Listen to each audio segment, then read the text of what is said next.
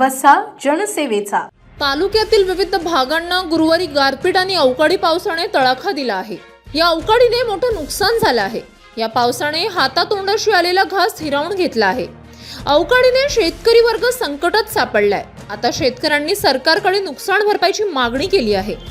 लोणार तालुक्यात वादळी वाऱ्यासह अवकाळी पावसाने हजेरी लावली. विजांच्या गडगडाटासह पडलेल्या पावसाने लोणार तालुक्यातील काही गावांना पावसानं झोडपलं.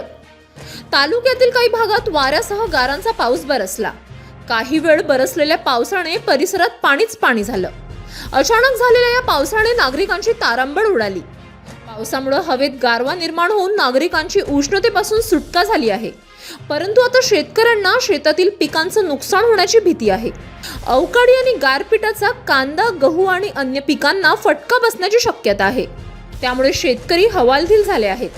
वझर, आघाव, कासारी, येवती, चिंचोली, सांगडे, पारडा दराडे, देऊळगाव, कुंडपार, खुरमपूर, अजिजपूर, धायफळ या भागात प्रचंड प्रमाणात पाऊस व गारपीट झालेली आहे. तरी आपल्या स्तरावर तात्काळ पंचनामे करण्याचे आदेश तहसीलदार, बीडीओ, तलाठी, ग्रामसेवक यांना देण्यात यावे अशी मागणी उभाटा शिवसेना तालुका अध्यक्ष राजूभाऊ बुधवत यांनी केली आहे. City news.